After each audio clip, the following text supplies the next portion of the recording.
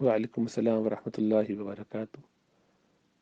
ایک سوال آج کل کچھ لوگ یہ قائم کر رہے ہیں کہ قرآن میں یہ نہیں لکھا ہوا ہے کہ زکوٰۃ صرف مسلمانوں ہی کو دی جا سکتی ہے، تو پھر ہم غیر مسلموں کو زکوٰۃ کیوں نہیں دیتے؟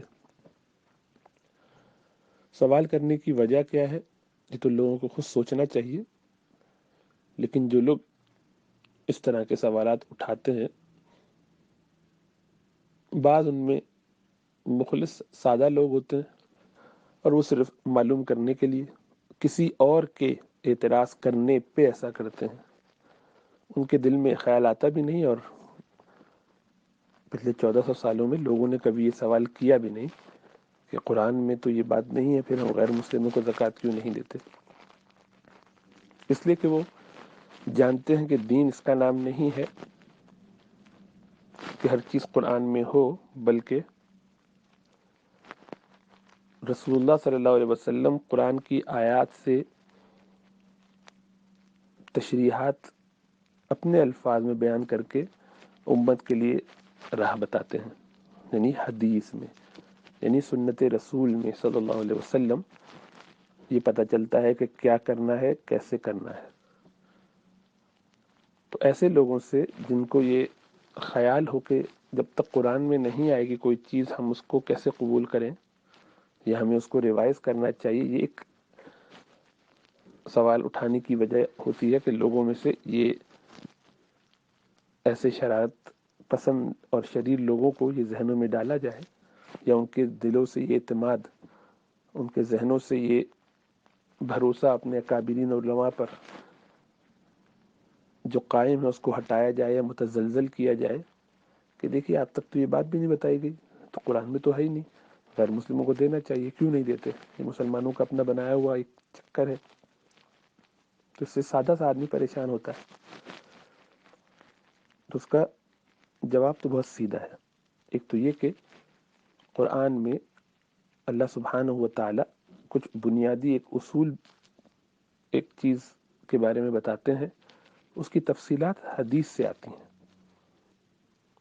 یہ حال نماز کا ہے، یہ حال حج کا ہے۔ جن صاحب نے سوال پیش کیا یا جن کے بھی ذہنوں میں، جن لوگوں کے ذہنوں میں سوال آتا ہو، تو انہیں جاننا چاہیے کہ قرآن میں تو صرف یہ ہے کہ زکوٰۃ فرض ہے، صاحب استطاعت پر اس کا بھی کہیں کہیں اشارہ ملتا ہے، اور ان 8 قسم کے لوگوں کو زکوٰۃ دی جا سکتی ہے، ان کے مصارف بیان کر دیے ہیں۔ اس کے علاوہ زکوٰۃ کی اور تفصیلات جو ہیں فقہی حساب سے وہ قرآن میں موجود نہیں ہے، بلکہ وہ حدیث سے پتہ چلتی ہیں، رسول اللہ صلی اللہ علیہ وسلم کے اقوال سے، آپ کی سنتوں سے، آپ کے خلفائے راشدین کے طریقوں سے، صحابہ کرام کی باتوں سے۔ تو ائمہ اور فقہاء کرام اس کی تفصیلات بیان کرتے ہیں، اس سے سمجھ میں آتی ہیں، اسی لیے ضرورت پڑتی ہے۔ تو جو لوگ حدیث کو نہیں مانتے، سنت کو نہیں مانتے، رسول اللہ صلی اللہ علیہ وسلم کو خالی ایک قرآن پہنچانے والا نمائندہ سمجھ کے قرآن کے علاوہ کسی چیز کو نہ ماننے کا دعویٰ کرتے، جنہیں منکرین حدیث کہا جاتا ہے، وہ تو یہ سوال اس لیے کرتے ہیں کہ تاکہ قرآن کے مطابق جو ان کو سمجھ میں آئے وہ فیصلہ کرے۔ تو ظاہری بات ہے ان سے تو ہمارا اس معاملے میں کوئی ڈسکشن ہو نہیں سکتا، لیکن جو مسلمان ہیں ان کو یہ جاننا چاہیے کہ قرآن میں اصول بیان ہو جاتے ہیں، تفصیلات رسول اللہ صلی اللہ علیہ وسلم کے ہاں بیان ہوتی ہیں، یا ڈپینڈ کرتا ہے کہ اس کا اسٹیٹس کیا ہے، کتنی اہم چیز ہے، کتنی زیادہ اس کی ضرورت ہے، فقہا بیان کرتے ہیں قرآن و حدیث کو سامنے رکھ کے۔ جو لوگ یہ سوال کرتے ہیں، اگر واقعی وہ قرآن کے مطابق زکوٰۃ دینا چاہیں تو قرآن میں تو یہ ہے کہ ایک تو یہ کہ زکوٰۃ دو جس کے پاس مال ہے، لیکن کتنا مال ہے بس اس کا فیصلہ، اور کتنی دے یہ بھی قرآن میں نہیں ہے۔ یعنی قرآن میں یہ نہیں ہے کہ 2.5% دے، 2.5% تو حدیث میں ہے۔ تو ایسے شخص کو تو فوراً یہ کرنا چاہیے کہ قرآن کے مطابق، کیونکہ قرآن میں یہ ہے کہ زکوٰۃ دو اور جب سوال کیا کہ وَيَسْأَلُونَكَ مَاذَا يُنْفِقُونَ کہ وہ کتنا دیں، تو قرآن کے اندر اس کا جواب یہ ہے کہ قُلِ الْعَفْوَ جو کچھ ضرورت سے زائد ہو وہ سب دے دو. تو ان کو تو اپنے مال جو ضرورت سے زیادہ ہو، کھانا پینا، گھر رہن سہن کے لیے، قریبی وقت کے لیے، چند دنوں کے لیے جو 24 گھنٹے کا سامان چاہیے وہ رکھیں. باقی سارا پیسہ اللہ کی راہ میں ان کو دے دینا چاہیے. جو قرآن کے مطابق فیصلہ کرتے ہیں ان کے لیے تو 2.5% کا کوئی مطلب نہیں ہے، بلکہ ان کو سارا کا سارا مال جو ضرورت سے زیادہ ہے، جو آج استعمال نہیں ہوگا، وہ سب اللہ کی راہ میں دے دینا چاہیے.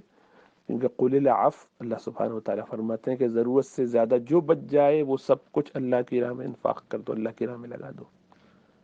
پھر وہ مسلمان غیر مسلم جس کو چاہے دے ان 8 قسموں میں سے. پھر دوسرا سوال یہ کہ سال میں ایک مرتبہ، قرآن میں یہ بھی نہیں لکھا کہ سال میں ایک مرتبہ دے. تو ایسے لوگوں کو جنہیں قرآن سے ہی زکوٰۃ لینی ہے، زکوٰۃ کے مسائل سمجھنے اور سیکھنے ہیں، ان کو ہر روز زکوٰۃ دینی چاہیے، یا کم از کم دن میں 5 دفعہ نہیں دیتے نماز کی طرح تو ہفتے میں 1 دفعہ، یہ بھی نہیں تو مہینے میں 1 دفعہ. اس سال میں 1 دفعہ یہ بھی قرآن میں موجود نہیں کہ ان کو سال میں 1 دفعہ دینی چاہیے.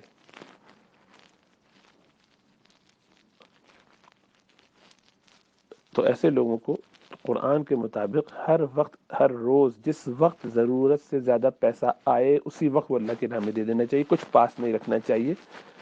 یعنی معیار اب یہ ہوگا کہ مثلا ان کے آج کا خرچہ، بچوں بیوی کا، گھر کا بل، کھانا پینا، جو کچھ 24 گھنٹے میں چاہیے، مثلا وہ 1000 روپے میں آ جاتا ہے، اور باقی ان کے پاس تنخواہ سے جو پیسے آتے ہیں یا اس دن کی تنخواہ جتنی ہو اس کو حساب لگا کے باقی سب اللہ کی راہ میں دے دینا چاہیے.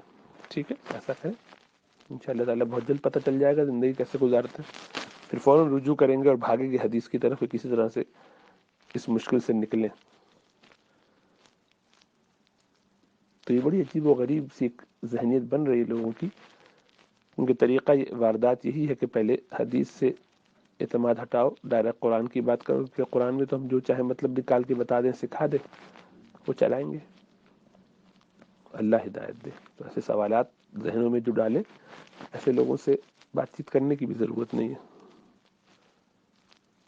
اللہ کے رسول صلی اللہ علیہ وسلم اس کی وضاحت کر چکے ہیں، وہ ہمارے لیے کافی ہے. قرآن میں ایسی کوئی بات نہیں ہے جس کی وضاحت رسول اللہ صلی اللہ علیہ وسلم نہ کر سکے ہوں یا کر نہ چکے ہوں اور انہوں نے وہ ہم تک پہنچا نہ دیا ہو. اور جن چیزوں کی ہمیں ضرورت نہیں ہے قرآن میں، ان کو حدیثوں نے بیان کر دیا ہے، تو ہمیں اس کے پیچھے نہیں پڑنا چاہیے، ایسا سوچنا نہیں چاہیے. خیر، آپ نے تو سوال اپنی سادگی میں کیا کہ آپ کو یہ معلوم ہو، کسی نے آپ سے کیا ہوگا. یقیناً یہ سوال خود ذہن میں اگر کسی کے آیا اور آپ کے بھی آیا ہے تو آپ کو بھی بہت سوچنا چاہیے کہ سوال میرے ذہن میں آیا کیوں، کیا نیت ہے اس کے پیچھے، کیا وجہ ہے. کہ نماز کا طریقہ قرآن میں موجود ہے پورا کا پورا، شروع سے لے کے آخر تک نہیں،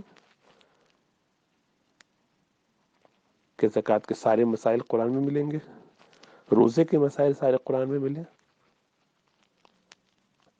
کس چیز سے ٹوٹ جاتا ہے قرآن میں کہیں نہیں لکھا.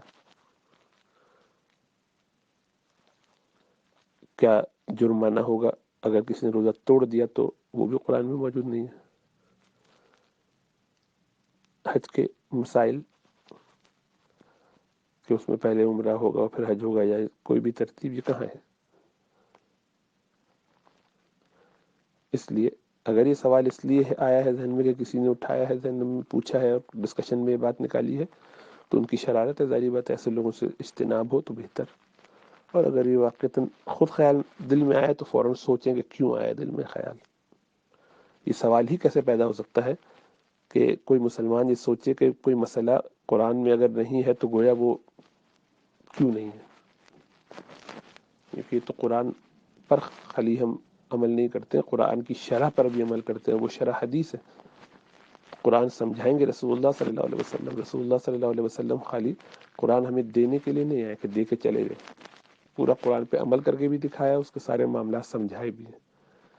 اس طرح کے مسائل، اس طرح کی فتنے اٹھیں گے اور اٹھتے رہیں پہلے بھی، اب آج کل دوبارہ اس پر آج کل انکار حدیث کا ایک دوبارہ ٹرینڈ چلا ہے. اللہ سب کو اپنی پناہ میں رکھے.